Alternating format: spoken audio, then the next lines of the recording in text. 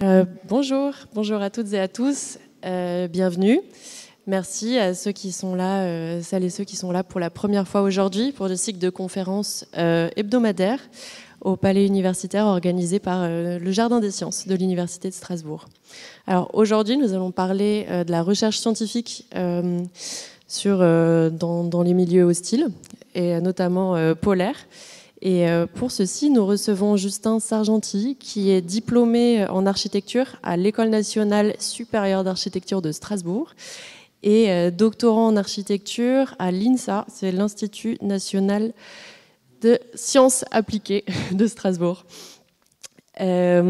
Justin, tu travailles sur la place de l'architecte dans la conception des bases de recherche dans les milieux hostiles et notamment en Antarctique. On va parler aujourd'hui, entre autres, de la station Concordia, où tu as eu l'opportunité de passer 2 mois de mission entre l'obtention de ton diplôme en 2021 et le début de ta thèse en octobre 2022. Merci beaucoup. Je te laisse la parole. Et puis, comme d'habitude, vous pourrez poser vos questions à la fin. Bonne conférence. Merci. Alors, bonjour à tous. Merci d'avoir fait ce déplacement, d'avoir bravé le froid. Vous allez voir, on va explorer aujourd'hui le continent le plus froid de notre planète, qui est aussi considéré comme le continent le plus hostile.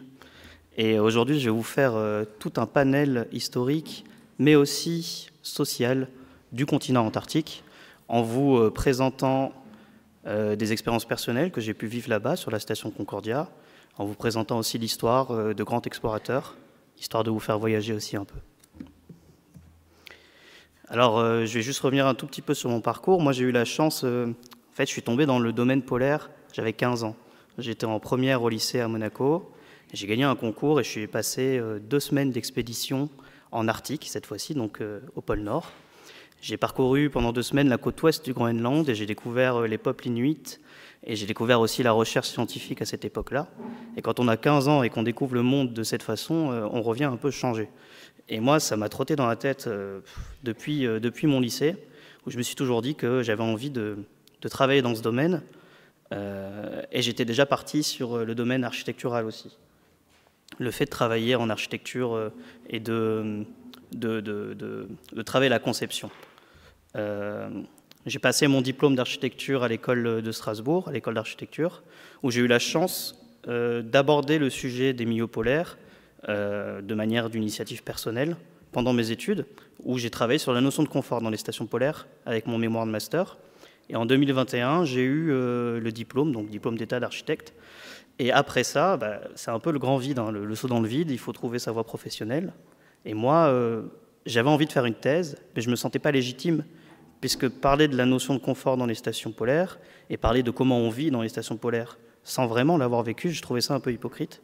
Et je ne me sentais pas, en fait, juste à travers les écrits, de raconter comment les gens vivent là-bas. Et grand hasard des choses, ou peut-être beaucoup de chance, la Fondation du Prince Albert II m'a appelé la même année pour me proposer de passer des entretiens pour partir sur la station Concordia, qui est la station la plus isolée du monde en Antarctique, et faire une mission de 2 mois là-bas sur le recyclage de l'eau. Et donc j'ai passé mes entretiens et j'ai été sélectionné. Et je suis parti donc sur la station Concordia de décembre 2022 à février 2023. Donc j'ai passé Noël et le Nouvel An là-bas. J'ai travaillé pendant 2 mois sur cette station. Et donc je me suis dit, c'est peut-être l'opportunité pour moi de commencer cette thèse. Et je me suis inscrit en octobre 2022 à l'INSA de Strasbourg, donc l'école d'ingénierie et d'architecture qui se trouve juste à côté. Et je me suis inscrit au laboratoire AMUP, qui est le laboratoire à cheval sur les 2 écoles d'architecture de Strasbourg pour les doctorants. Et donc ma thèse, comme l'a dit Margot, c'est le rôle de l'architecte dans la conception des stations polaires antarctiques françaises, dirigée par Laurent Rennes, qui est architecte plasticien, et Karine Weiss, qui est psychosociologue à Nîmes.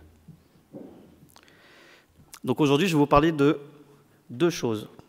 Déjà, on va essayer de comprendre ce que c'est que cet objet antarctique et qu'est-ce que c'est que ce continent glacial qui se trouve à l'autre bout du monde, au sud de notre planète.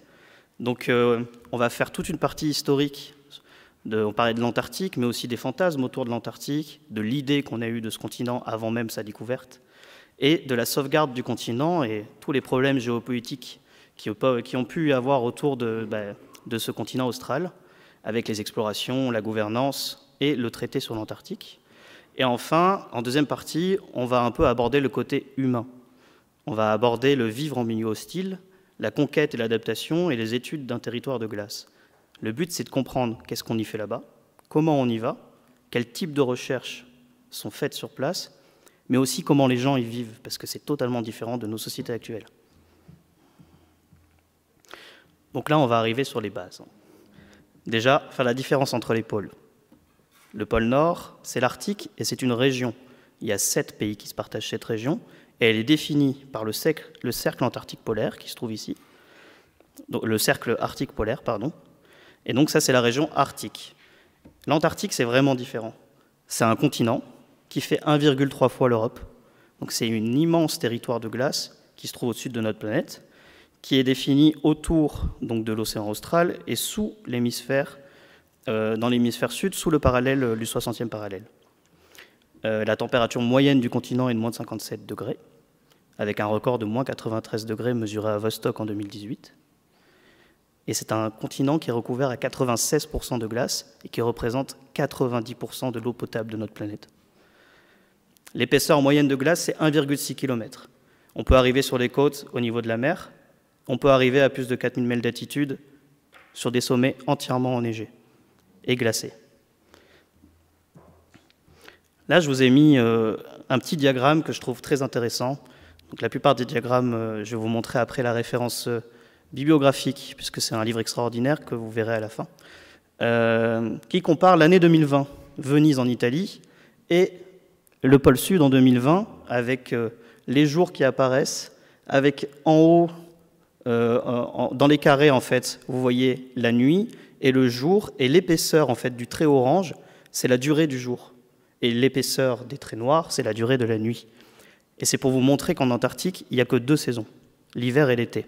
L'hiver dure 5 mois, et le reste, l'été dure 5 mois, et le reste, c'est de l'hiver. Et quand on regarde un peu plus près, on se rend compte que quand on arrive au 1er janvier, il va faire jour toute la journée et toute la nuit, et que pour la première fois où on verra un lever de lune, c'est à partir du 5 mars. Et inversement, la nuit polaire arrive vers le 11 avril, et on reste entièrement dans une nuit polaire pendant plusieurs mois, jusque vers le 5-6 septembre, où les premiers rayons de soleil apparaissent. Alors vous imaginez, quand on vit là-bas, on change totalement de référentiel. Le soleil n'existe plus, ou inversement, c'est la lune qui guide notre référentiel. Et donc, au niveau de l'adaptation humaine, vous allez voir que ça va jouer aussi énormément. Mais d'abord, on va partir au tout début. L'imaginaire de l'homme est assez extraordinaire, puisque avant même la découverte du continent antarctique, l'idée d'une terre de glace qui existe à l'hémisphère sud a déjà été mise en hypothèse déjà dans l'Antiquité par Aristote, qui lui supposait que comme à l'hémisphère nord, il fallait une masse de terre à l'hémisphère sud qui équilibre la masse de la Terre. Ces hypothèses ont été développées, ont été reprises par Ptolémée, par exemple, qui est un cartographe de 100 avant Jésus-Christ. Et puis petit à petit, en fait, toute cette image de l'Antarctique est restée dans les connaissances de chacun, et le nom de Terra Australis Incognita est arrivé sur les cartes, et même à la Renaissance, avant même la découverte de ce continent, on a des images de cette Antarctique en bas dans les cartes de tous les globes nommées Terra Australis Incognita. Alors ça prend plusieurs formes différentes. Là c'est Oronce de Finet, qui est un cartographe français de 1561, qui a fait cette carte. Mais il y a aussi d'autres cartes. Globe terrestre de Jacques de Vaudeclé, qui à la Renaissance aussi a dessiné un continent sur l'hémisphère sud, au globe terrestre, qui en fait englobe aussi l'Australie. On ne fait pas encore la différence entre toutes ces terres du sud, Australie, Nouvelle-Zélande, toutes les îles australes et le continent antarctique. Et ici pareil, en 1627, avec Johann Kepler. Donc en fait, ce sont des cartes, je vous ai fait une petite sélection, mais sur la plupart des cartes que vous allez voir, il y a cette masse continentale ou cette masse de terre qui apparaît dans le sud, alors qu'on n'a jamais découvert, puisque personne n'est descendu en dessous du cercle polaire à cette époque. Et le premier qui va faire ça, c'est James Cook, très connu, un explorateur extraordinaire, qui a eu une fin malheureuse, mais qui, grâce à lui et à 3 expéditions, à partir de 1772, est passé en dessous du cercle polaire. Et pour la Royal Society britannique, a prouvé déjà que la Nouvelle-Zélande était une île. Il a donné une idée de la superficie de l'Australie et a aussi prouvé que l'Australie n'était pas la Terra Australis Incognita que les gens pouvaient considérer à l'époque, et que du coup, il y avait peut-être autre chose. Sauf que, pendant plus de 3 ans, il va contourner l'Antarctique, et il ne va jamais voir de terre en dessous du 60e parallèle, puisqu'il ne sera jamais rapproché de ce continent, et à son retour, il va conclure que le continent antarctique n'existe pas, ce qui est assez fou. Et donc, à partir de là, on part du principe qu'il y a peut-être une terre, mais d'après les explorations de James Cook, elle n'existe pas. Et ce n'est qu'à partir de 1819 qu'on a la certitude d'un continent, et un continent de glace. La première exploration, c'est William Smith, qui découvre les îles Shetland du Sud, donc ici. Donc ce sont vraiment des îles qui se trouvent en face du Cap Horn.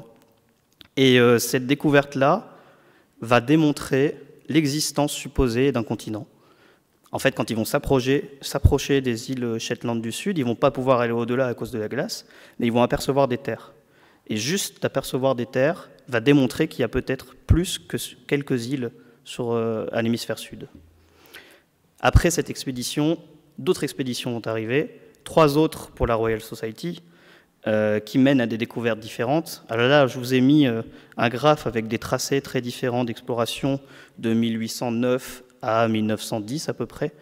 Le but, c'est de vous faire comprendre qu'à partir de ce moment-là, il y a un intérêt concret pour le continent antarctique, et ça devient réel, ce n'est plus dans l'imaginaire. Et à partir de ce moment-là, on va avoir d'autres découvertes très intéressantes sur le continent antarctique, et notamment sur tout le territoire, tout le pourtour du continent, avec des découvertes de mers de glace que vous voyez ici sur le point rouge, qui s'appelle la mer de Ross, ou ici d'un énorme glacier sur la mer de Weddell. Donc ce sont des découvertes qui vont porter vraiment intérêt.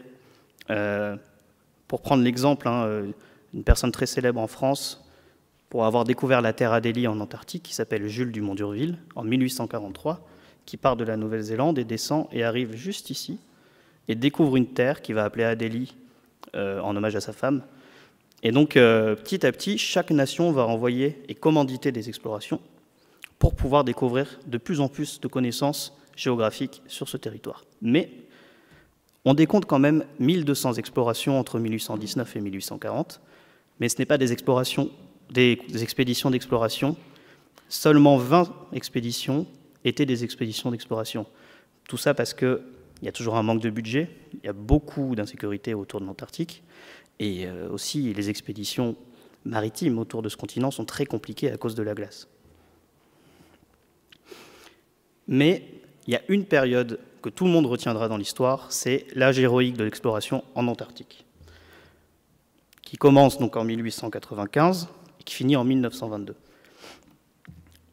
Ici, je vous encadre une personne assez extraordinaire qui s'appelle Borchgrevink, qui est anglo-norvégien, qui est un capitaine qui va faire partie d'une expédition en 1895 pour la Royal Society, et qui va être le premier, avec son équipage, à faire ce qu'on appelle un hivernage en Antarctique.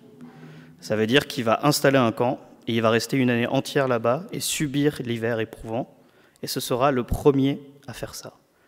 On pense qu'il va arriver en retour, son retour va être héroïque en Grande-Bretagne, qui, eux, préparent déjà les nouvelles explorations, mais ça a été un échec total, puisque déjà, il y a eu énormément de critiques sur la manière dont il a géré son équipe, et les informations scientifiques récoltées étaient presque nulles.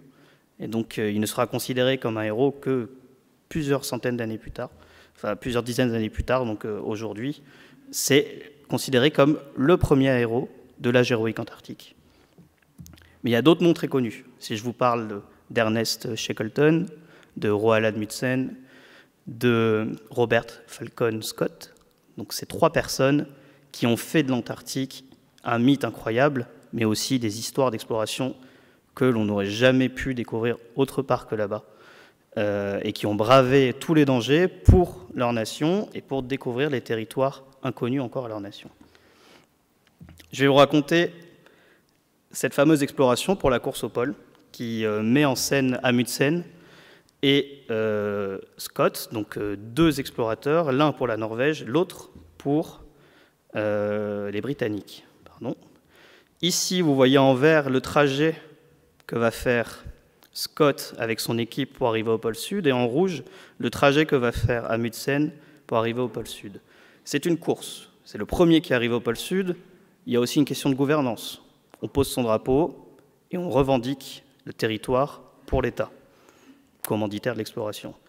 Donc il y a quand même des choses, il y a un peu une part d'ego par rapport aux nations, et représenter être un explorateur pionnier pour son État est quelque chose d'assez exceptionnel pour ces personnes-là. Et donc, ils vont prendre tous les dangers possibles pour pouvoir atteindre le pôle Sud. Le premier qui atteindra le pôle Sud sera Amundsen et son équipe, le 14 décembre 1911, qui, lui, fera l'aller-retour sans encombre, avec toutes les difficultés, bien sûr, qu'il faut pour affronter le froid et les températures extrêmes.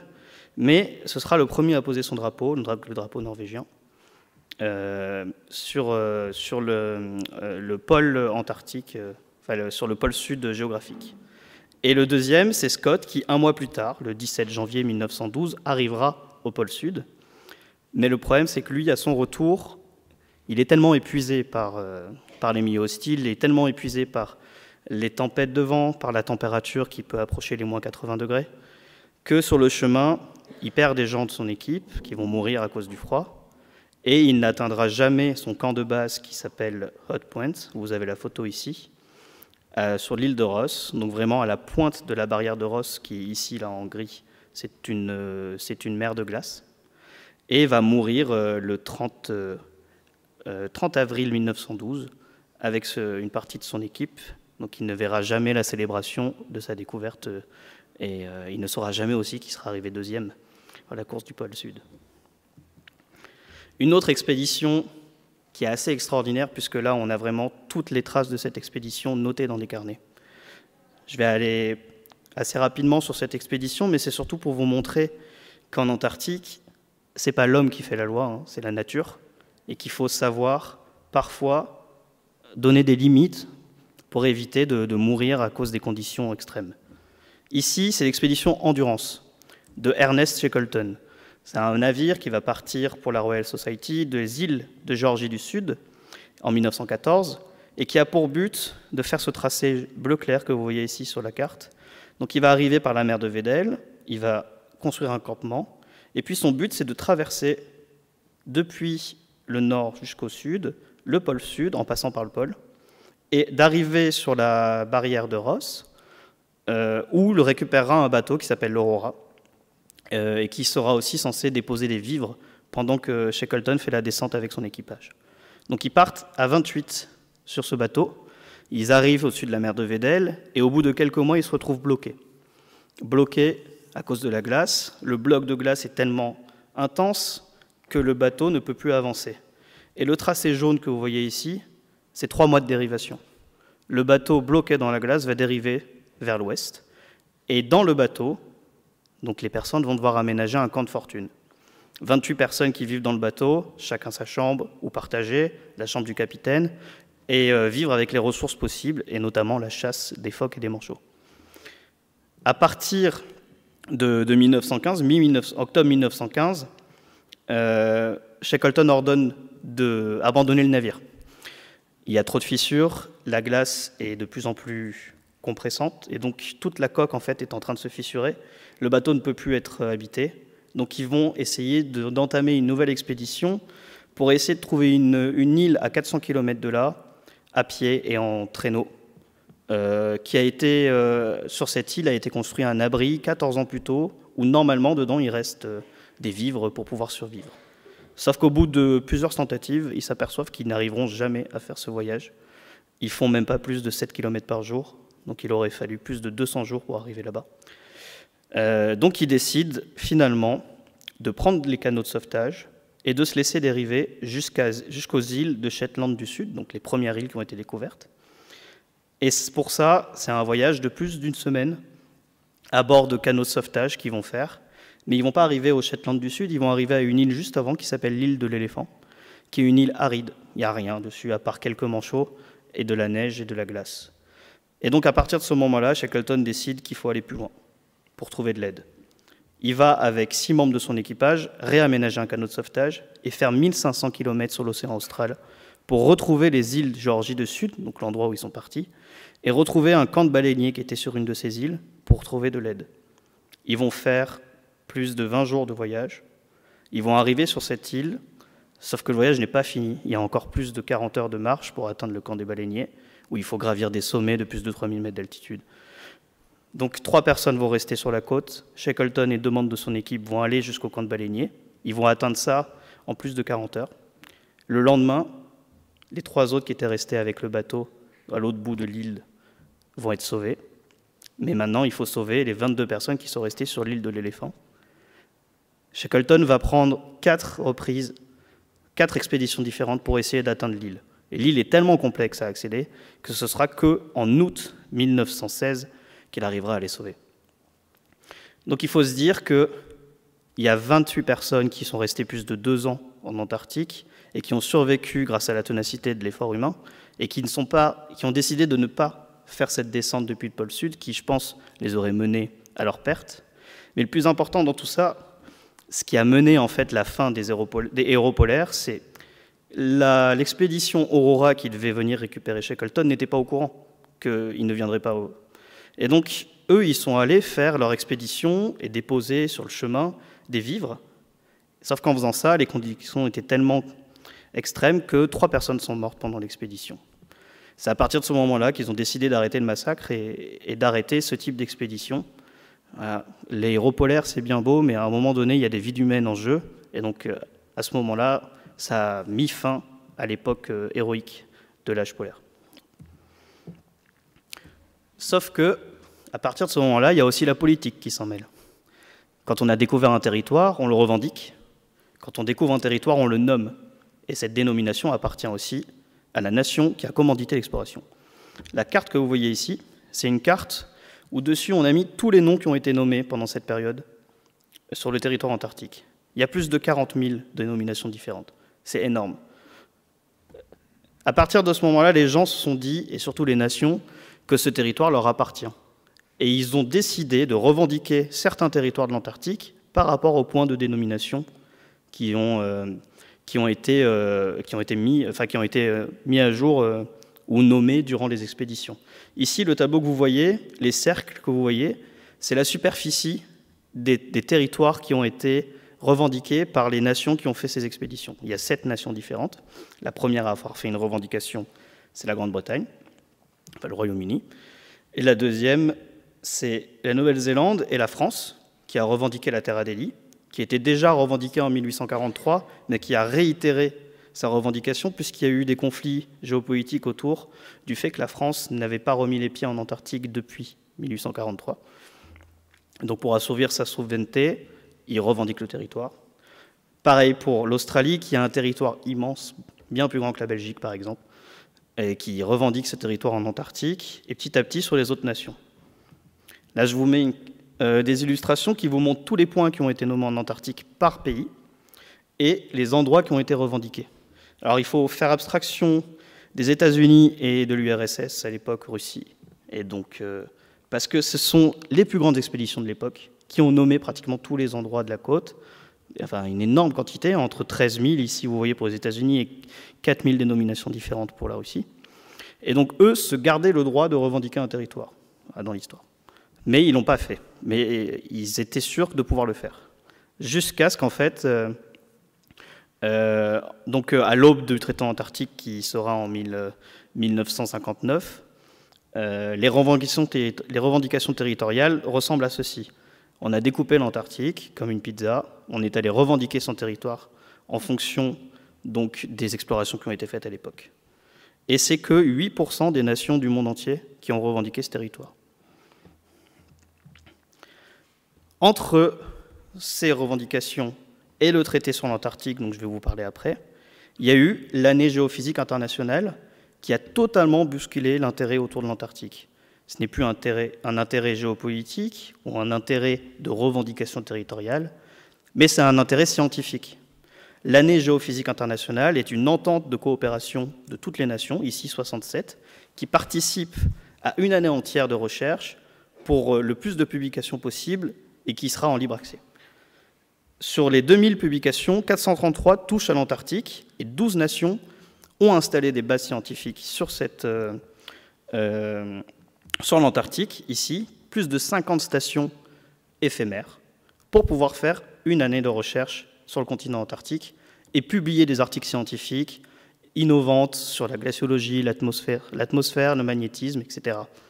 Et donc, ces publications vont révéler que l'Antarctique est un territoire propice à la recherche scientifique, et c'est un territoire propice pour comprendre l'histoire de notre planète. On appelle ça un peu les archives de notre planète, notamment grâce à la glaciologie et l'étude de l'air emprisonné dans la glace. Plus on remonte en profondeur, plus l'air emprisonné est ancien, et on peut remonter jusqu'à des centaines de milliers d'années d'atmosphère. Donc c'est assez extraordinaire.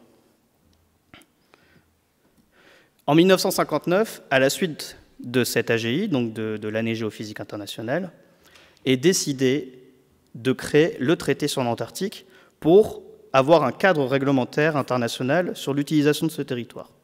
Il y a des articles très importants qui vont permettre aujourd'hui encore l'étude de l'Antarctique sans avoir de conflits nationaux ou internationaux autour des revendications territoriales. Donc le premier article dit que seules les activités pacifiques sont autorisées dans l'Antarctique. Pas de militaires, aucune base militaire n'est autorisée là-bas. La liberté de la recherche scientifique dans l'Antarctique et la coopération à cette fin se poursuivront. Ils obligent la coopération internationale et aussi la liberté de la recherche scientifique, donc n'importe quel programme scientifique peut s'établir en Antarctique. Les observations et les résultats scientifiques de l'Antarctique seront échangés et rendus librement disponibles. Et ça, c'est extraordinaire. C'est de la recherche qui est publique. Tous les résultats qui sont publiés, n'importe qui peut les consulter. Il n'y a pas de secret. Et le dernier concerne les revendications territoriales qui sont gelées.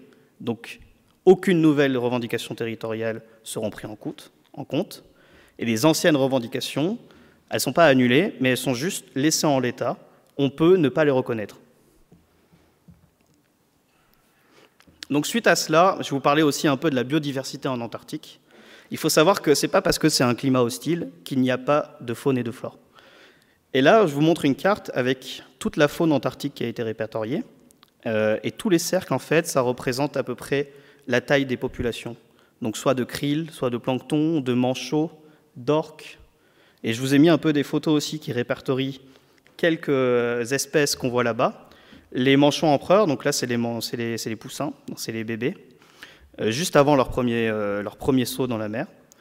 Les manchots Adélie, ça c'est ceux que j'ai pu rencontrer quand j'étais en Antarctique. Les phoques de Weddell. Il y a aussi des oiseaux, les pétrels des neiges, les océanites de Wilson. Alors ces oiseaux-là sont extraordinaires. Ils migrent tous les ans du pôle Nord au pôle Sud. Ah, c'est assez fou. Et donc c'est l'un des oiseaux qui fait ils font en fait chaque année l'équivalent d'un tour du monde.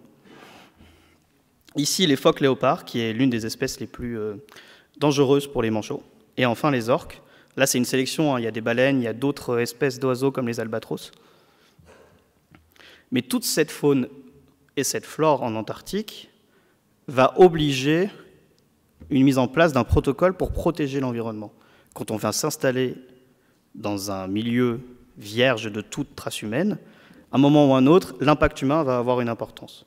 Et donc, il faut le contrôler. Et c'est pour ça qu'en 1991 va être signé le protocole de Madrid, qui est un protocole au traité de l'Antarctique, qui va mettre en place tout ce qui est relatif à la protection environnementale du continent. Ils vont créer des réserves naturelles consacrées à la paix et à la science. Ils vont interdire toute activité relative aux ressources minérales autres que la recherche. Donc pas d'exploitation pour les ressources minières, par exemple, en Antarctique. Ils vont aussi créer des zones spécifiques à protéger ou à gérer. Puisque notamment ici, comme vous voyez sur la péninsule antarctique, c'est là où il y a le plus de stations qui sont installées, puisque entre 1950 et aujourd'hui, au début il y avait 40 stations éphémères, aujourd'hui il y a 70 stations permanentes sur le continent antarctique. Donc l'impact humain s'est développé fortement. Alors, tout ça pour arriver à l'humain. Vivre en milieu hostile. On a eu cette conquête du territoire, on a eu une installation humaine qui au début était éphémère avec l'année géophysique internationale et qui, avec le traité antarctique, a permis les rénovations de certaines stations et a donné des stations pérennes et des stations qui doivent durer dans le temps pour la recherche scientifique. En plus de ça, la recherche scientifique s'est fortement développée. Les programmes, notamment en France par exemple avec le CNRS ou l'Agence spatiale internationale, se sont démultipliés, ainsi que les financements. Dans le monde entier, l'engouement pour la recherche scientifique a été extraordinaire. Et surtout en Antarctique, puisqu'avec le réchauffement climatique aujourd'hui, c'est l'étude de l'Antarctique qui nous permet aussi de comprendre les différentes aires glaciaires ou les différentes évolutions du climat de notre Terre à travers l'analyse soit du magnétisme, soit de l'atmosphère, soit de la glace de l'Antarctique. Donc je vais vous parler un peu de comment on y accède. Parce que c'est bien beau d'aller dans l'endroit le plus hostile de la Terre, mais il y a quand même des passerelles assez importantes qui nous permettent d'y accéder, puisque c'est quand même le lieu le plus isolé du monde. Accéder en Antarctique, pour ça, il y a 5 villes passerelles. Il y en a une au Chili, en Argentine, il y a une en Afrique du Sud, Hobart en Australie, ici, c'est l'Australie, et Christchurch en Nouvelle-Zélande. À partir de ces endroits-là, donc ça c'est toute la communauté polaire qui vont faire leur recherche en Antarctique, qui passent par ces 5 villes-là. Et à partir de ces endroits-là, ils prennent soit un bateau, soit un avion, pour pouvoir arriver sur la côte. Sur ces côtes-là, il y a des stations passerelles, qui sont aussi des stations de recherche, qui accueillent ces gens-là, et qui après les redistribuent via d'autres transports, hélicoptères, bateaux ou avions, mais plus petits, des Basslers ou des Twin Otter, donc c'est vraiment des petits avions de 13-15 places, qui après les redistribuent dans leurs stations. Ici, vous voyez toutes les croix, c'est les stations antarctiques. Ici, c'est des stations plutôt de camps de forage.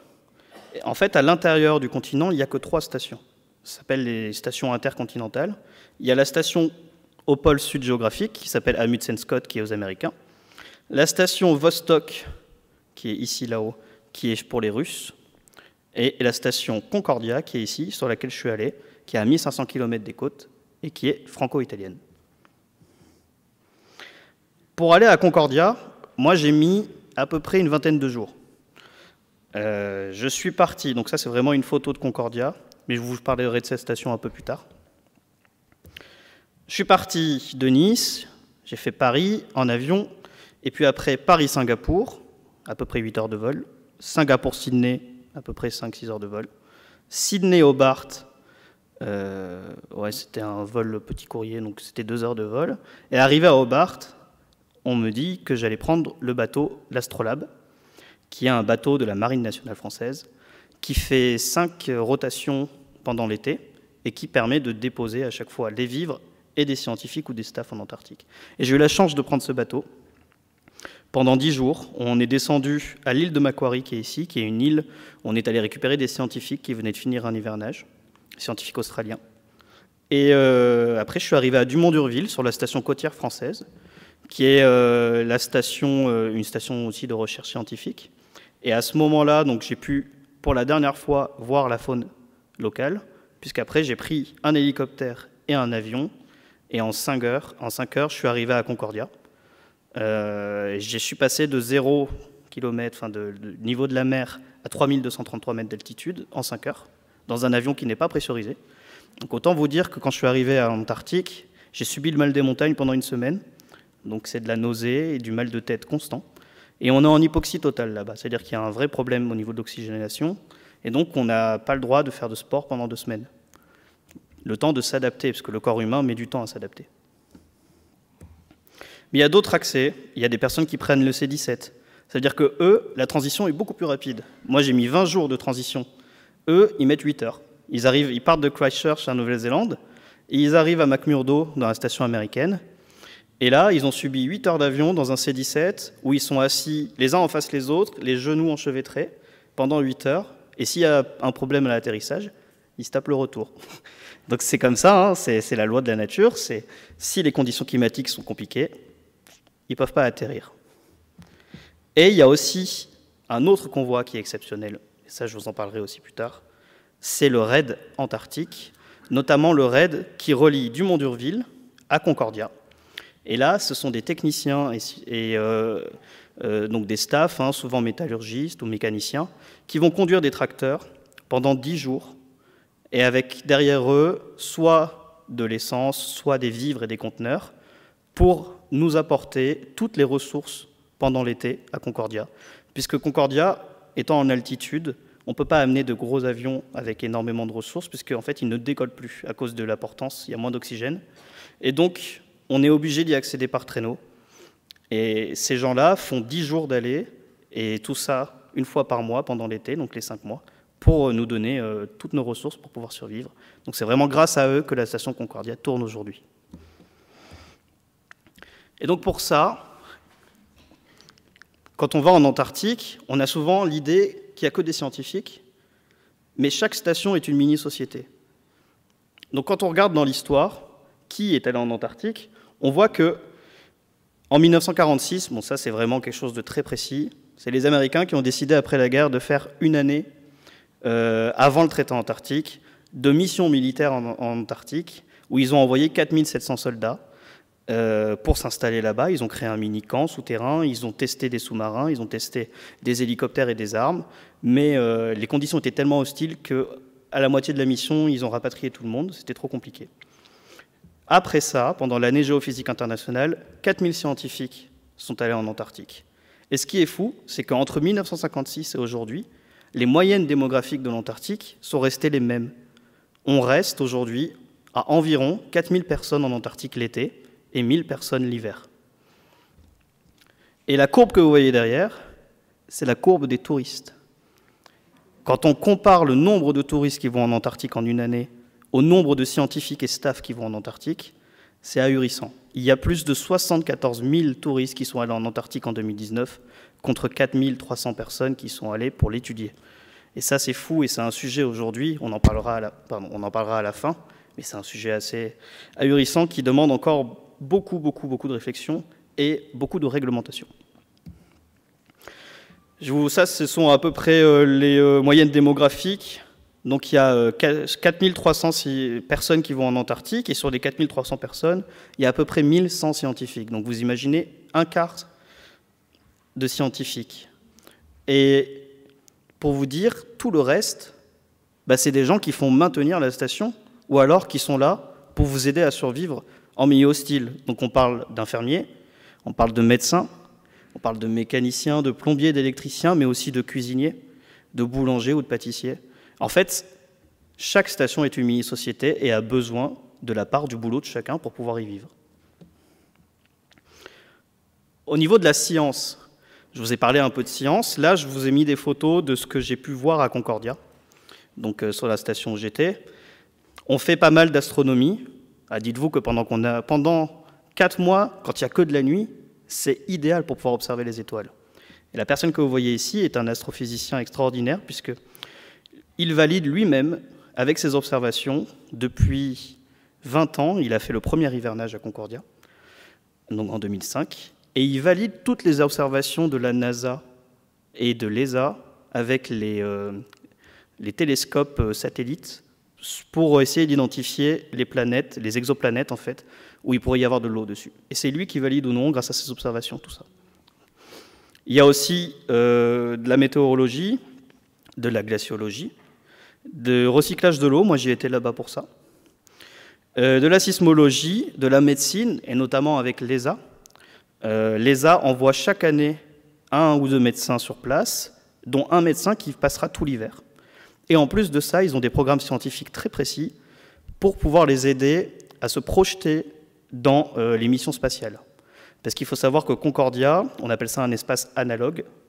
C'est un lieu analogue à l'espace, ça veut dire qu'il est comparable à ce que pourrait vivre un astronaute sur une autre planète, en enlevant bien sûr tout ce qui est oxygène ou autre, mais au niveau de l'hostilité du lieu, c'est là-bas où en fait on préfère on envoie des astronautes ou alors on fait des expériences sur les personnes qui sont sur place pour pouvoir mener une étude et se projeter plus tard sur les voyages lunaires ou Mars. Thomas Pesquet est d'ailleurs passé là-bas l'année dernière pour visiter toutes les infrastructures.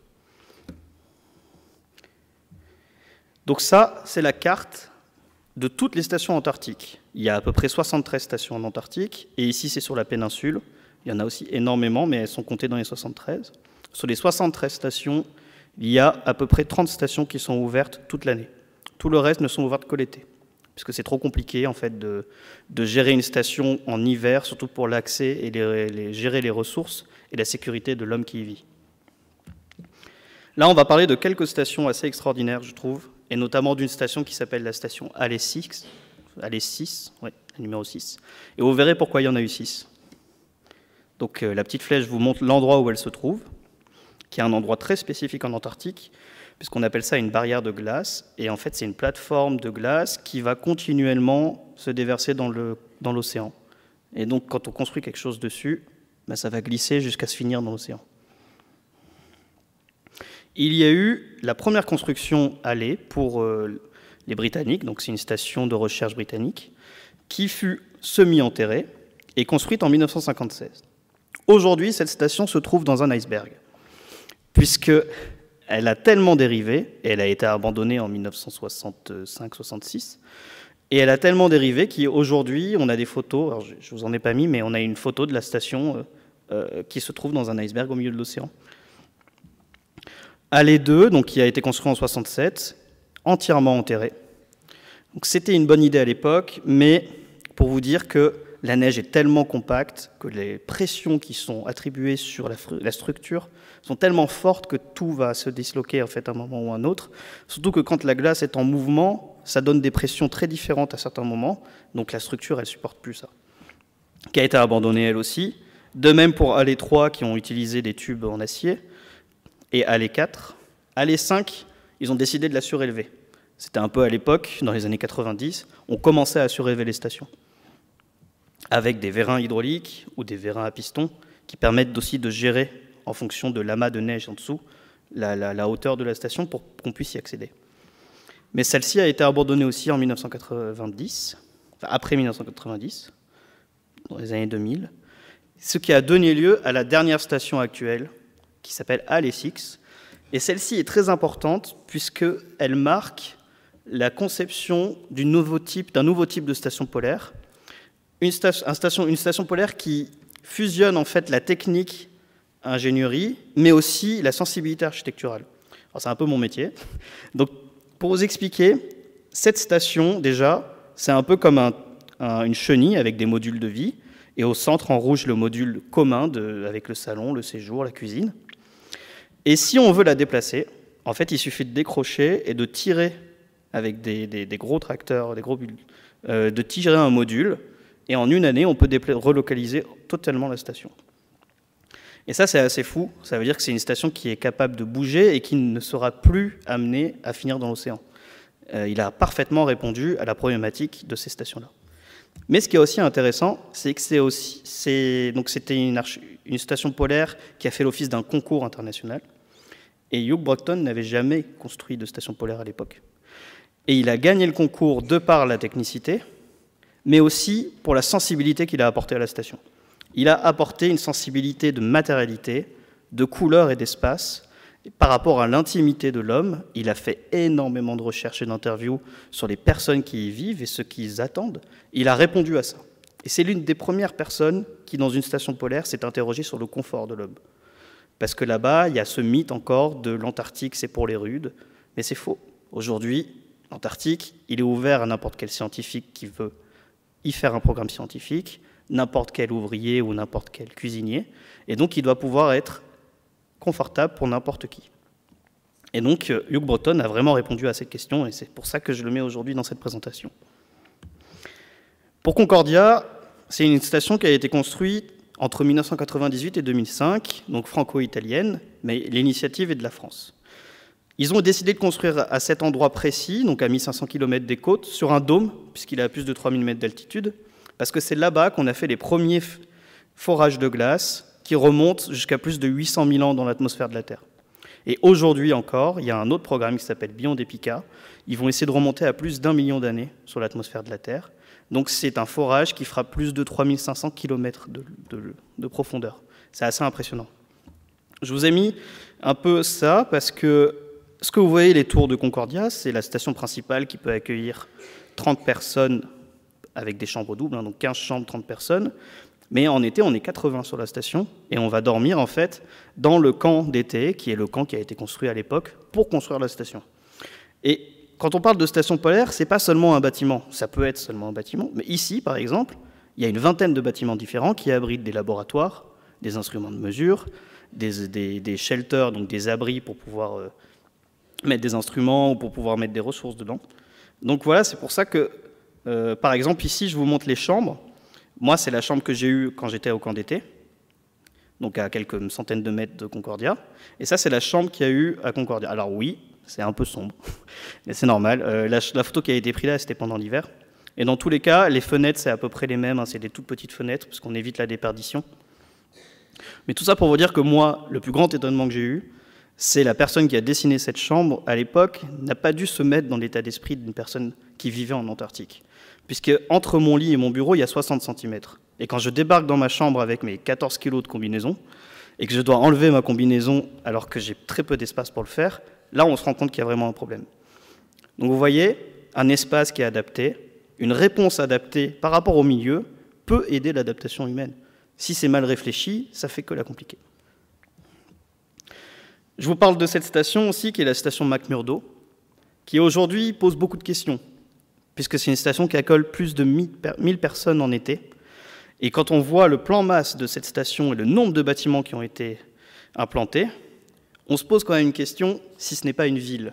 D'ailleurs, ils ont nommé les rues, et il y a même des distributeurs d'argent là-bas. Il y a des boutiques, on peut acheter du tabac, on n'achète aucune boutique dans d'autres stations permet d'acheter du tabac à part McMurdo chez les Américains, ce qui est assez fou.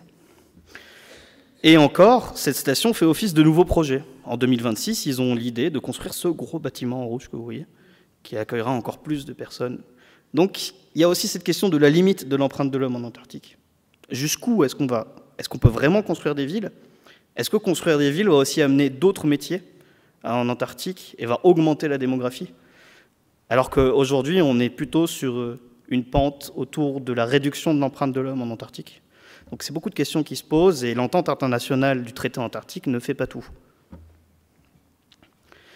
Pour parler de l'humain propre et de ses traditions en Antarctique, il y a beaucoup de choses qui diffèrent avec nous aujourd'hui. Là, c'est toute l'équipe avec qui j'étais en Antarctique pendant la saison 2022-2023. Donc la différence de couleur des combinaisons, c'est les Français et les Italiens. Ils ont absolument tenu à ce qu'il y ait une différence et qu'on les identifie grâce à la couleur. Les Français en bleu, les Italiens en rouge. Et après, à l'intérieur, il y a d'autres nationalités. Il y avait des Autrichiens, des Suisses. Eux, ils avaient des couleurs différentes ou des fois, ils prenaient du rouge ou du bleu. C'est une dotation, donc on n'a pas à les acheter. Quand on arrive sur le bateau ou dans l'avion, on a déjà nos équipements. Moi, j'avais 23 kilos d'équipement avant d'arriver. Ça, c'est moi dans la salle de recyclage de l'eau. Donc, on est équipé et tout parce qu'on gère beaucoup de produits chimiques. Mais on a aussi des travaux en extérieur. Là, on a enterré, par exemple, un caisson. On avait créé un escalier avec le charpentier, un escalier à pas japonais, pour pouvoir descendre dans un conteneur qui était déjà enterré, mais il n'y avait pas d'accès facile. Et c'était un instrument de sismologie à l'intérieur. Vous imaginez, juste pour installer ça, il a fallu 2 jours entiers de travail. Moi, j'ai dû rentrer au bout de 3 heures parce que je commençais à avoir le nez qui gèle. Donc, quand on a les premiers picotements en fait, autour des membres les plus, ceux qui sont découverts, ça veut dire que les nerfs sont en train de geler et il faut rentrer. Il faut éviter la sécurité maximum. On a eu des incidents aussi. On a eu un bâtiment sa toiture s'est effondrée entièrement. Il y avait des gens dessous qui ont pu se sauver vraiment à quelques secondes, des glaciologues. Et donc ça, c'est pareil. C'est le suivi des infrastructures, la question de... À l'époque, on a mis ces bâtiments ici, c'était il y a 25 ans. Aujourd'hui, est-ce qu'ils doivent encore être là? Est-ce qu'ils devaient être enterrés? Est-ce qu'ils peuvent encore subir le poids de la neige? Il y a beaucoup de questions autour de l'infrastructure et de suivi de l'évolution des plans masse des stations. Et des exercices de sécurité très importants, parce que la sécurité est primordiale en Antarctique. Il faut savoir que pendant l'hivernage, donc là on est 80 sur la station, à partir de mi-février jusqu'à mi-novembre, il y a 13 ou 15 personnes qui restent sur la station et on ne peut pas venir les chercher. S'il y a un blessé, il doit pouvoir être soigné sur place, puisqu'il fait tellement froid que n'importe quel engin qui veut venir pour porter secours ne va jamais y arriver. Soit le moteur va geler, soit les pneus vont geler. Il y a toujours une incapacité, surtout à Concordia. On dit qu'il est plus facile de rapatrier une personne de l'ISS, de la Station spatiale internationale, que de Concordia en hivernage. Donc, vous imaginez. Mais il n'y a pas que la sécurité, il y a aussi la fête et l'humain. Quand on vit ensemble, il faut créer des événements, il faut qu'on ait cette solidarité ensemble. Parce qu'on ne connaît pas les personnes avec qui on va vivre, on est bloqué avec eux pendant plusieurs mois, on partage leur chambre, on partage pratiquement tous les espaces. Et donc pour ça, il y a aussi des moments de détente. On a des repas de Noël, très importants. La nourriture là-bas, c'est le cœur de tout. C'est une personne qui n'est pas bien nourrie sera une personne qui travaillera mal. Et donc, ça va faire une énorme perte de temps, parce que c'est un investissement énorme de faire venir quelqu'un en Antarctique. On a le Nouvel An, il y a aussi des concours de courts-métrages pendant ceux qui sont en hivernage, entre toutes les stations. On a des raclettes entre les techniciens, voilà, chacun fait ses repas, propose des événements. On a des soirées-jeux, il y a des événements très précis, l'arrivée du raid par exemple. À chaque fois, c'est quelque chose d'extraordinaire parce qu'on sait qu'on va avoir de la nourriture fraîche. Et alors là, vous imaginez pas, le soir, c'est la fête. On leur fait un excellent repas parce que eux, ça fait 10 jours qu'ils vivent dans des conteneurs aménagés et qui conduisent jour et nuit leur traîneau. Et nous, on arrive et ils nous fournissent de l'énergie et de la nourriture. Et il n'y a rien de plus extraordinaire en fait. Donc pour les remercier, c'est souvent la fête le soir même. Et on a des salles de musique, de cinéma, et ça c'est moi qui m'étais aménagé dans ma chambre J'ai après pris le lit du bas et je m'étais mis des petits fils pour pouvoir regarder mes séries tranquilles comme ça dans mon lit. Et donc la chambre et l'histoire de l'intimité, c'est très très important en Antarctique.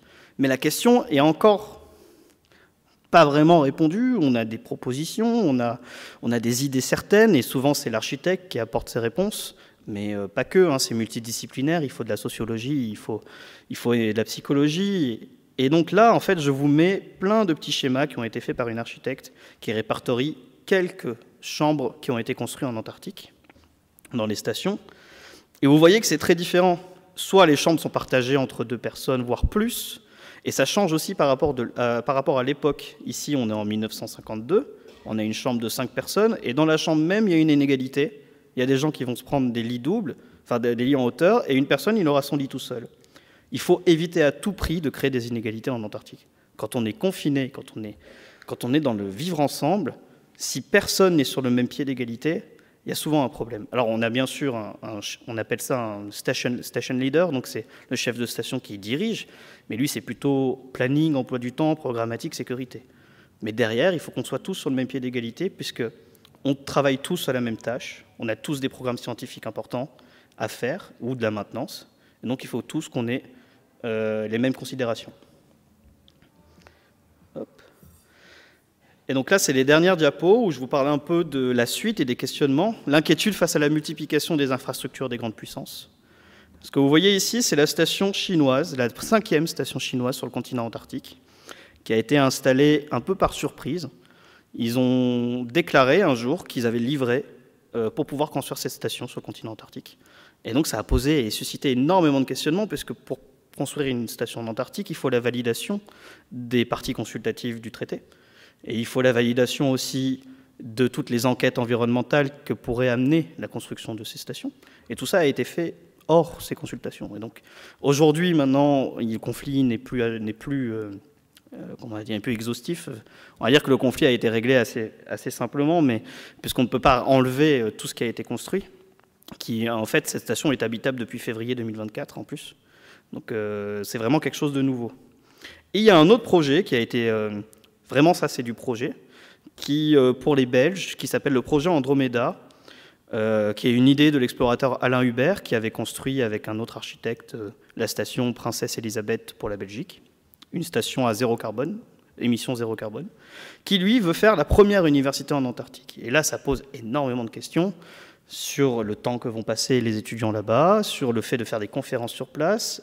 Vous imaginez le prix de ce genre de formation, parce que aller en Antarctique, ça a un coût. Et surtout, nous, quand on va en Antarctique, on représente l'État.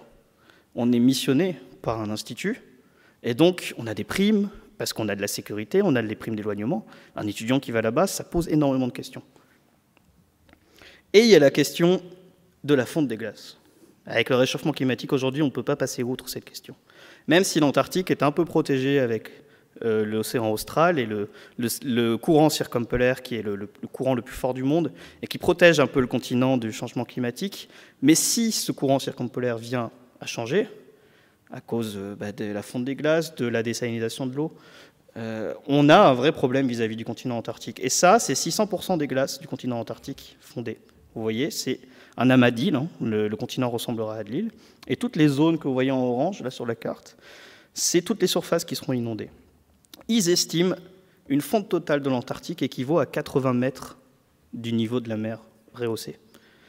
Les prédictions aujourd'hui estiment à environ, d'ici 2100, un niveau de la mer monté de 70 cm à peu près. Ce qui quand même équivaut à 420 000 m² et à plus de 115 millions de personnes qui sont concernées par cette fonte de glace. Donc là, je vous ai mis oui, en arrière-plan, parce que c'est vraiment le sujet actuel hein, au niveau du réchauffement climatique. Mais pour conclure, voilà, moi je voulais vraiment vous faire un panel de aujourd'hui ce que c'est qu'Antarctique, mais aussi de la vision qu'on en avait à l'époque. Il y a eu beaucoup d'imaginaire antarctique, il y a eu aujourd'hui encore énormément d'imaginaire autour de l'Antarctique, où chacun se fait sa propre idée du continent, vis-à-vis de ce qu'il a lu, de ce qu'il a entendu. Avec cette conférence, le but c'était vraiment que vous compreniez comment on a découvert ce continent, quelles sont les caractéristiques climatiques, mais qu'aussi, le plus important, c'est qu'on y envoie des hommes là-bas, et les humains ont toujours ce problème au niveau de l'adaptation. Et aujourd'hui, il y a ce curseur encore qu'on n'a pas répondu, à jusqu'à quel point on va construire des stations polaires confortables, et jusqu'à quel point l'homme va pouvoir aller impacter le continent antarctique. Et donc, il y a toujours cette question de, aujourd'hui, comment on fait vis-à-vis de l'augmentation de l'empreinte de l'homme en Antarctique, alors que la recherche scientifique pour le réchauffement climatique est vraiment en train d'exploser.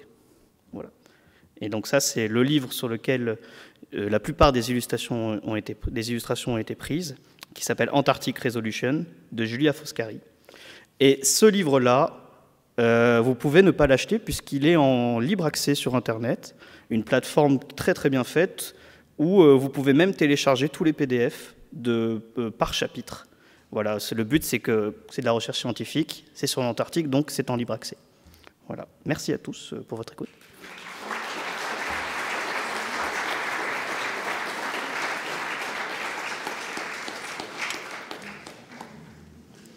Merci beaucoup. Oh, on va regarder la carte. En vrai, il n'y a pas une sélection. Chaque pays qui a des terres qui sont localisées au niveau zéro de la mer, il va y avoir une montée des eaux, donc pratiquement tout le monde entier est concerné. Ah oui, bien sûr. Quand on voit ici l'Australie, alors la plupart des pays sont concernés puisque le niveau de la mer va monter de manière constante, il n'y a pas des endroits où... sauf si le pays est déjà, comme le Pérou par exemple, est déjà un pays qui est en altitude. Voilà. Merci. Est-ce qu'il y a des questions dans la salle? Oui.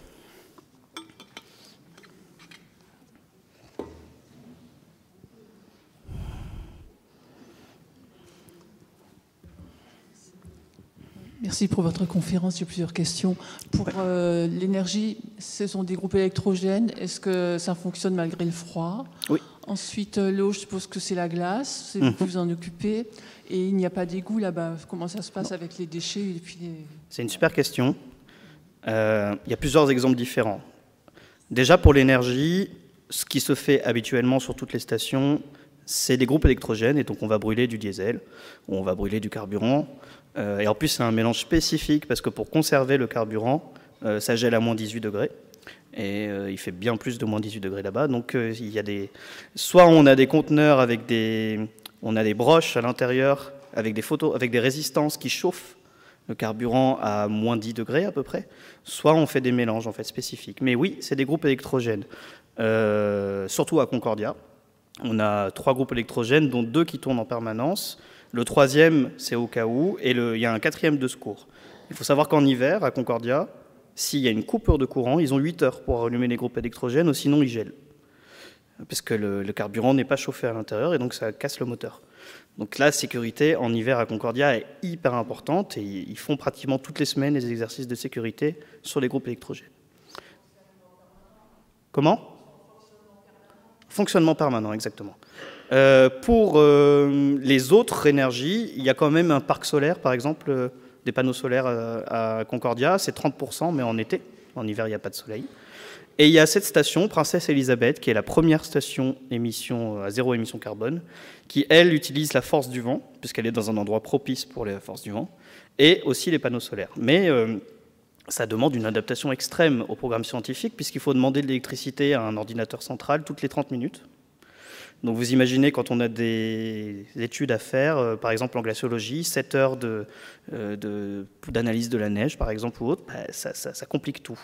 Et pour l'eau, il y a soit la fonte de la glace, soit le recyclage des eaux grises, en sachant que ça dépense beaucoup d'énergie de fonte de la glace. Donc à Concordia, on le fait. Mais 50% de l'eau aussi, c'est le recyclage des eaux grises. Donc les eaux grises, c'est la cuisine, les douches, les lavabos et l'eau des sols. Voilà. Et on recycle à Concordia entre 85 et 90% des eaux grises. Ah oui. Normalement, le protocole demande que l'on rapatrie tous les déchets. Mais à Concordia, il y a quelque chose qu'on appelle ironiquement la station de traitement, qui est juste un trou qui a été creusé en 1990, enfin, quand ils ont construit la station en 1995, et on y déverse toutes les eaux noires à l'intérieur depuis 25 ans. Donc ça, c'est un vrai problème. Et c'est pareil pour beaucoup de stations, puisqu'ils ne peuvent pas rapatrier les déchets sur le continent. D'autres essaient de le faire, et d'autres mettent en place du recyclage des eaux noires. Mais ça demande un bioréacteur, et c'est c'est très compliqué aujourd'hui en fait. C'est juste une toute nouvelle innovation, les bioréacteurs, et filtrer la biomasse ou autre, c'est assez complexe. Donc il y a très peu de stations qui le font, mais ça demande qu'à évoluer. Voilà. Oui. En quoi consistaient les recherches autour de l'eau auxquelles vous participiez? Alors moi, je suis allé tester. Donc en fait, à Concordia, il y a une machine qui recycle l'eau grise, qui a été conçu par l'Agence spatiale européenne et un ingénieur qui s'appelle Jean-Christophe Lasserre, qui travaille pour la société Firmus. Et ils ont conçu cette machine de recyclage des eaux grises dans l'optique des voyages spatiaux, et ils l'ont mis à Concordia pour le tester. Et moi, mon travail dans tout ça, ça a été de tester des nouvelles membranes de filtration, puisqu'il y a plusieurs étages de filtration, dont des membranes en céramique qui permettent de filtrer à plusieurs c'est des nanomètres, hein, qui permettent de filtrer. Et donc moi, je suis allé tester des nouveaux types de membranes, là-bas, avec une machine que j'ai branchée en parallèle, pour voir l'efficacité.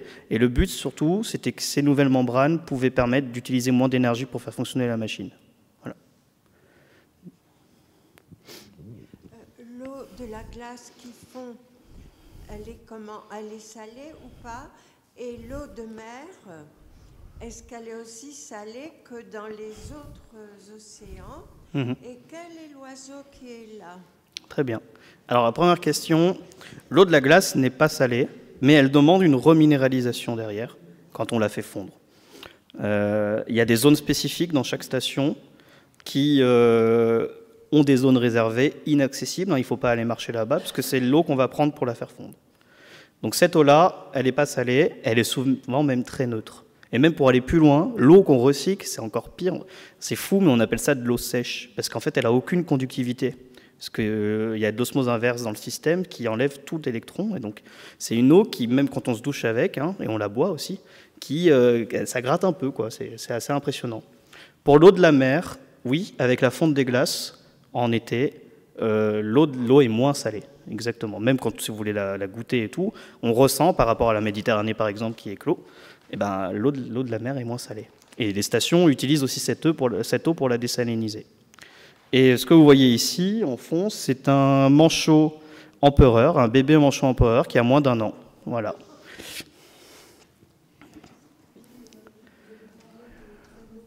Est-ce qu'ils avaient des chiens?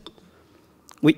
Parce que justement, j'ai pensé à ces pauvres chiens-là. Exactement. Alors, au tout début, quand je vous ai parlé de Braun Greving, j'écorche son nom, je suis désolé.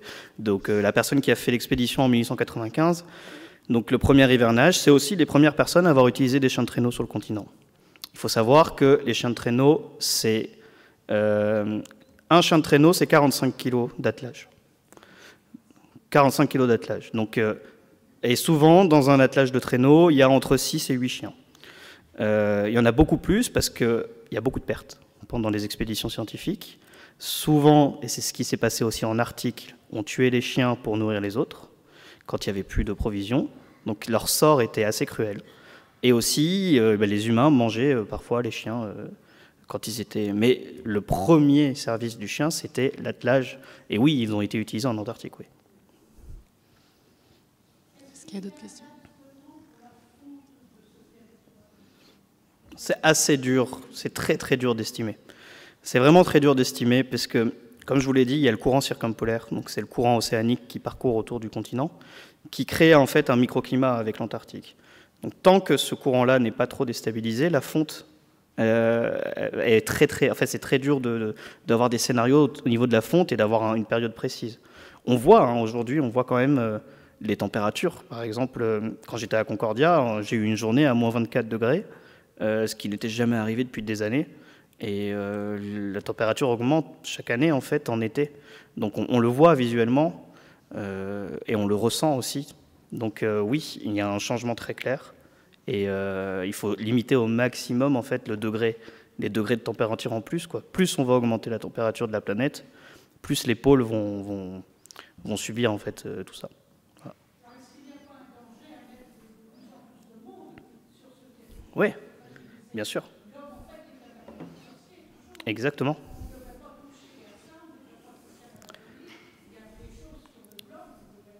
C'est ça. Alors nous, il y a quand même en Antarctique, ce qui fait le plus de dégâts en ce moment, c'est le tourisme.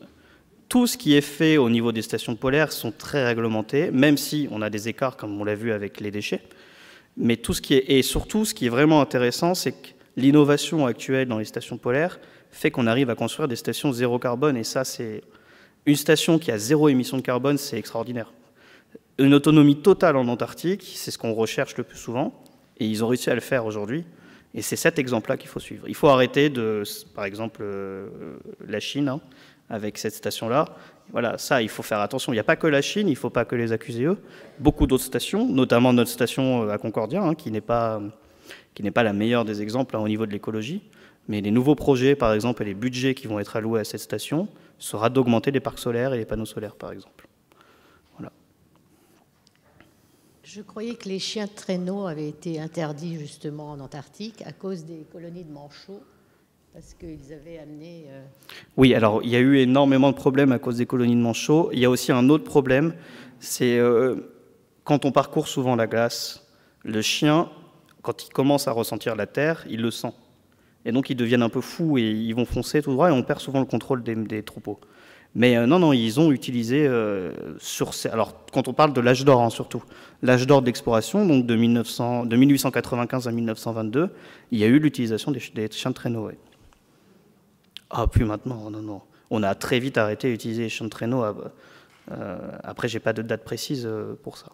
Ben non, aujourd'hui, on n'utilise plus ça. De toute façon, aujourd'hui, on ne peut pas amener de chiens en Antarctique. On ne peut pas amener d'espèces qui ne sont pas propres au continent, et ni d'espèces végétales, sauf si c'est dans des serres pour les faire pousser. Même si les températures sont très négatives, on peut s'imaginer qu'il neige, parce qu'il y a de la sublimation, hein, la glace s'évapore. Quelle est, à Concordia, par exemple, la hauteur de neige qui tombe par an, et est-ce que ça tombe de façon régulière, ou est-ce qu'il y a aussi un hiver et un été? Alors Concordia, c'est le pire des exemples, puisqu'il n'y a que 2 cm de neige par an. C'est un endroit où il n'y a pas de vent, il y a très très peu de retombées de neige. Et c'est ça qui est extraordinaire à Concordia, c'est qu'on peut très vite remonter dans le temps quand on creuse, parce que comme il n'y a que 2 cm de neige par an, on va arriver très vite, on peut remonter dans le temps très très vite, avec la profondeur de glace. Mais oui, il n'y a que 2 saisons à Concordia aussi. Et il y a une étude très importante sur le névé. Donc le névé, c'est cette couche de neige supérieure qui n'a pas glacé, qui est encore un peu comme de la poussière. Et ça, il étudie, parce qu'ils étudient la forme du névé, et ils étudient aussi l'influence en fait qu'a la pollution de la station sur la forme de ce névé, pour pouvoir voir jusqu'à quel point l'impact de la station est important ou pas. Oui, si je vous ai bien compris, vous avez dit que c'est 2,3 fois l'Europe, donc j'en déduis que c'est 23 millions de kilomètres carrés. C'est 1,3 fois l'Europe. Ah pardon, donc c'est 13 millions de kilomètres carrés. C'est ça. Bien, est-ce que c'est cartographié, enfin je veux dire au 200 millième, hein, bien sûr pas au 25 millième, Ou est-ce qu'on a encore d'immenses taches blanches? Si vous voulez même parcourir l'Antarctique, il y a une carte disponible en database sur Internet de plusieurs 90 gigas qui... alors, pratiquement toute la zone sont découvertes parce qu'on a pu le survoler en satellite. Mais tout ce qui est les zones les plus proches du centre, du pôle géographique ou même du pôle magnétique, le pôle magnétique est différent du pôle géographique, il y a des zones de perturbation, donc il y a encore beaucoup de zones à découvrir. Mais il faut se dire que, alors j'ai pas de pourcentage en tête, hein, mais je sais que le continent antarctique est cartographié et était déjà très bien cartographié en 1950.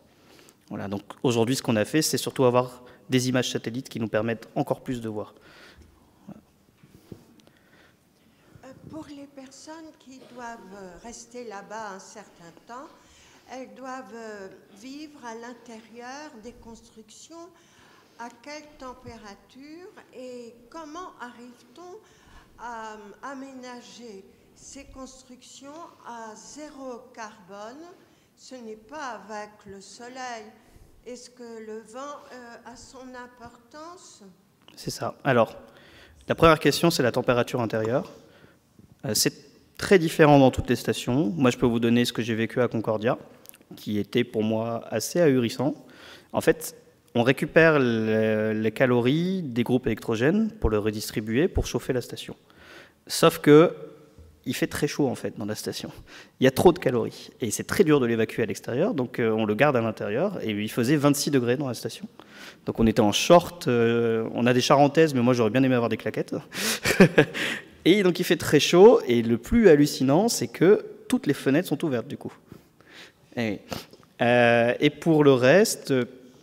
elle va te donner une question, c'était... Ah oui, sur l'énergie. Alors déjà, c'est la situation et le lieu où va être implantée la station polaire qui va permettre d'utiliser les éléments climatiques pour pouvoir créer ça. À Concordia, on ne peut pas, parce qu'il y a maximum 30 km/h de vent, et c'est très très rare qu'il y ait du vent. Donc, mais là où s'est installée Princesse Elisabeth, donc la station Princesse Elisabeth pour les Belges, ils sont sur un éperon rocheux à 2000 mètres d'altitude, donc ils ont mis des éoliennes qui, elles, peuvent tourner toute l'année. Mais ils ont dit que il faut que l'éolienne fonctionne au minimum 4 heures dans la journée pour pouvoir avoir une journée entière d'énergie. Et sinon, l'été, c'est du solaire. Ils ont aussi en capacité maintenant de stocker de l'énergie, hein, les batteries. Ils ont des nouvelles générations de batteries pour pouvoir les stocker. Et ce qui est fou maintenant aussi, c'est qu'ils utilisent la chaleur de ces batteries, ils les ont mis au centre du bâtiment pour aussi chauffer le bâtiment. Voilà. Bonjour, merci beaucoup pour cette conférence. Juste avant, vous avez parlé donc qu'il était éventuellement possible de ramener des graines afin de les faire pousser. Donc, est-ce qu'il est possible de faire pousser des plantes en Antarctique? Merci. Oui. Alors ça, c'est nouveau.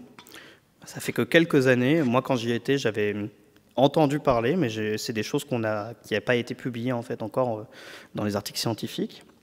Mais les premiers à avoir fait ça, j'ai lu que sur la station Amundsen-Scott, donc au pôle sud, ils ont une serre où ils font pousser pendant l'hiver des salades.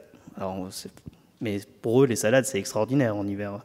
Parce que ne pas avoir de fruits, ils ont très vite plus de fruits là-bas. Donc, ce que je peux vous dire, c'est que oui, on peut planter des graines maintenant, mais il y a un contrôle très important à faire pour ne pas polluer l'environnement de l'Antarctique. Il ne faut pas qu'une graine s'échappe. Il ne faut pas qu'on ait des nouvelles espèces qui arrivent sur ce continent. Il faut protéger ce qui existe déjà. C'est pour ça que c'est dans des serres et qu'on le fait. Alors ça demande de l'énergie, donc ça c'est encore autre chose en plus. Mais il y a toujours ce curseur entre ça demande de l'énergie, mais ça offre plus de confort aussi à l'homme. Donc voilà. On sait que ce qu'ils sont en train de faire là, c'est aussi de l'expérimentation pour les bases lunaires. Voilà. À Concordia, ils vont commencer à mettre des légumes aussi sous serre cette année. Oui, merci encore, mais j'aimerais savoir si les pays responsables du continent envisagent-ils l'interdiction du tourisme sur ce continent? Est-ce que les responsables du continent peuvent interdire le tourisme? Alors ça, c'est la grande question. Déjà, il y a toute la communauté scientifique polaire qui se bat contre ça. Ça, je peux vous le dire, parce que j'ai fait des réunions l'année dernière autour de ça. Et c'est pas aussi facile que ça. Il y a de l'économie en jeu très forte. Il y a même des programmes scientifiques qui, grâce au tourisme, peuvent financer leur programme scientifique autour du continent, vous imaginez? Donc le tourisme a pris une place hyper importante. Mais on parle de tourisme, donc il y a les croisières, qui est vraiment dédiée à une population très riche, que c'était une croisière très très chère. Au début, ils faisaient que faire du cruising, donc en Zodiac autour du continent. Maintenant, ils font des randonnées sur les péninsules. Donc voilà, ça va. On leur laisse de plus en plus de liberté. Mais il n'y a pas que ça, il y a aussi des vols d'avion. On a vu, j'ai un ami qui était sur la station du pôle Sud, qui m'envoie une vidéo d'un avion qui passe. Et en fait, c'est un avion qui venait de la Nouvelle-Zélande, avec que des touristes à son bord, et qui ont fait 12 heures de vol juste pour survoler le pôle Sud. Donc voilà, c'est à ce niveau-là. Hein. Les gens ont besoin, et c'est tellement mythique l'Antarctique, qu'ils ont besoin de cette case à cocher, ou parce qu'ils n'étaient pas voilà, dans le domaine précis pour pouvoir y aller. C'est très difficile d'accès, 4000 personnes par an, que toutes les solutions sont bonnes pour y aller, et il faut maintenant le réglementer.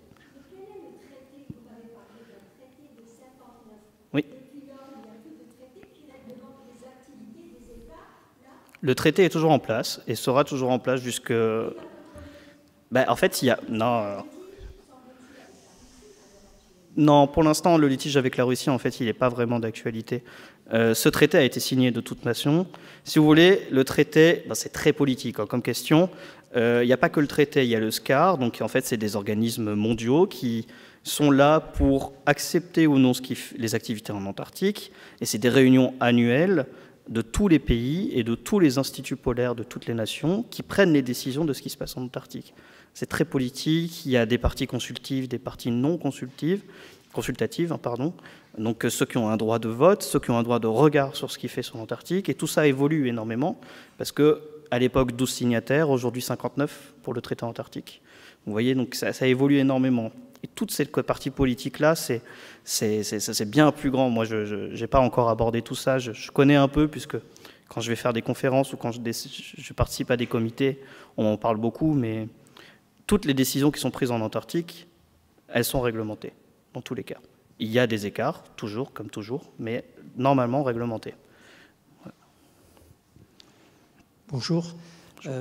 Est-ce que vous êtes suivi médicalement pendant les séjours, et en particulier les séjours pendant la nuit polaire? Oui. Est-ce qu'il y a des expériences de télémédecine, ou est-ce qu'on peut, comme vous disiez que Concordia c'était l'endroit le pire, isolé, oui.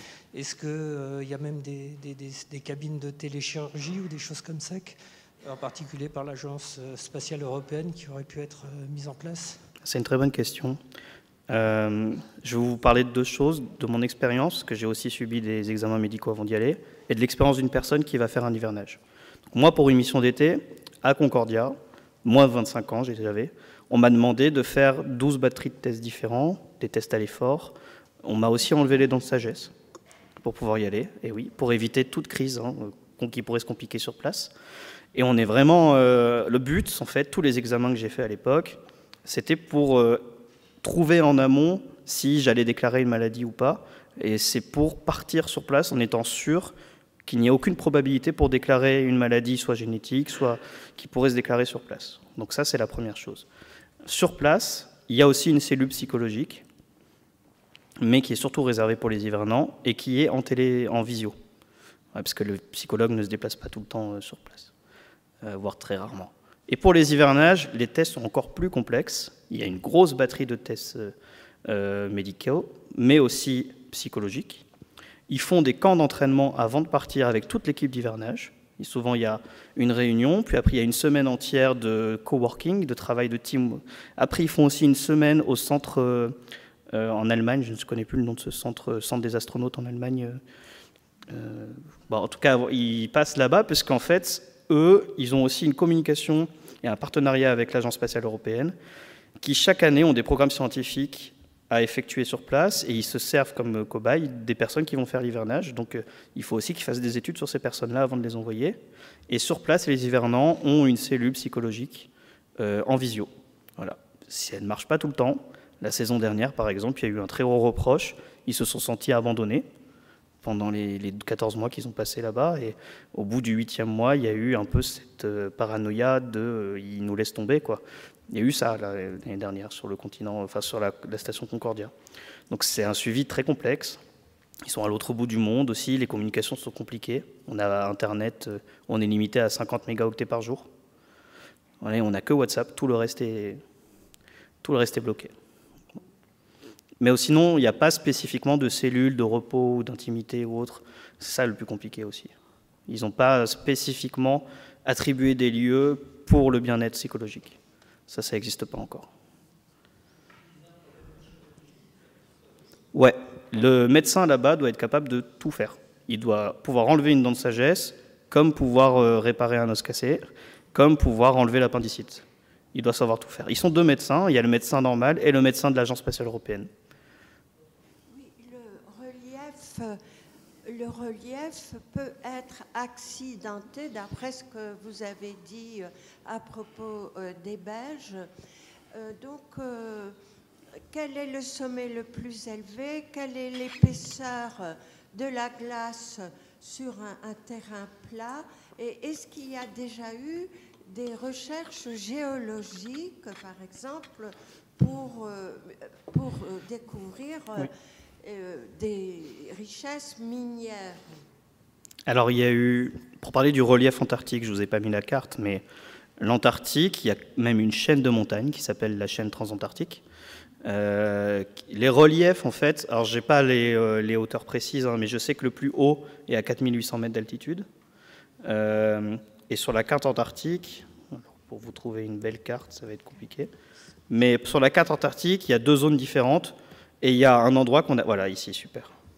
Il y a un endroit qu'on appelle le haut plateau. Tout ce que vous voyez en blanc ici, c'est le haut plateau. C'est un endroit plat, mais à 3 ou 4000 mètres d'altitude. C'est un haut plateau. Et c'est de là aussi que partent les vents. On appelle ça les vents catabatiques. Donc ce sont les vents qui partent d'ici, très très lents. Concordia, c'était 15 km/h, qui prennent de l'altitude, qui descendent en fait, qui prennent plus de poids et toute la vitesse, ça peut arriver à entre 270-300 km/h sur les côtes. Donc c'est assez ravageur. Et sinon, donc la chaîne transantarctique est ici, là. Et les plus hauts sommets, donc Concordia est ici sur le dôme C, qui a un dôme à plus de 3000 mètres d'altitude, mais il y a d'autres dômes qu'on appelle A, B, E, F. Les Japonais se sont installés ici sur le dôme F, qu'ils ont appelé le mont Fuji, étonnamment. Et il y a d'autres, voilà, d'autres. Plus on monte en hauteur, plus il y a d'épaisseur de glace. Et donc, plus on peut remonter en profondeur pour pouvoir analyser la glace et l'air emprisonné d'il y a de milliers d'années. Et c'est ça qui est intéressant en Antarctique, surtout.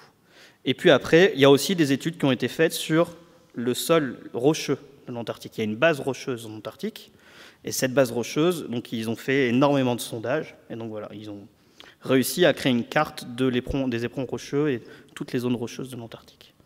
Mais je n'ai pas la carte ici, désolé. Merci beaucoup pour votre attention et à la semaine Merci prochaine. Bien.